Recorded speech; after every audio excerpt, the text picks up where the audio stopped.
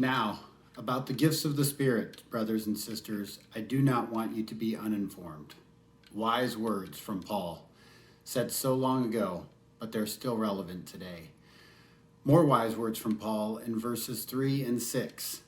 No one can say Jesus is Lord except by the Holy Spirit. In all of them and in everyone, it is the same God at work. We all have the same God working on us and in us, and it's only through the Holy Spirit that we can recognize that. That's both humbling to think about and an amazing honor. Paul then goes on to talk about how God's church is like a body, and we cannot choose to be a part of the body. We just are a part of the body. We can't choose to stop being part of the body. God has chosen us. God has placed us right where he wants us to be. We don't get to choose. Over the last year, all of us have had to make some hard choices and put up with things we didn't like. As a leader of this church, I can assure you that your leaders have struggled to discern where the Spirit was leading us. We have prayed a lot, together and on our own. We have worked hard to follow the Spirit and discern God's direction.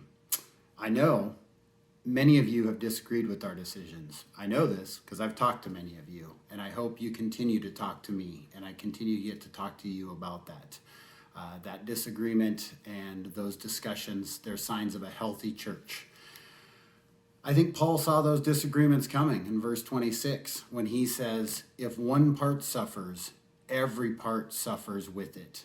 If one part is honored, every part rejoices with it. What I take away from these last many months and this chapter of 1 Corinthians is that despite our disagreements, we are still God's church. All of us. God has called all of us here to Fremont at this time. It's not our choice. He put us here. Fremont needs all of us to do our part, to do God's work. We need all of you if we are going to transform our neighborhood, our city, and our world. Let's not let the world miss seeing Christ in us because we want to focus on our differences.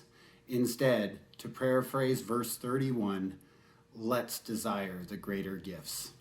Thank you, Fremont, for listening to me, and I look forward to talking to you in person soon.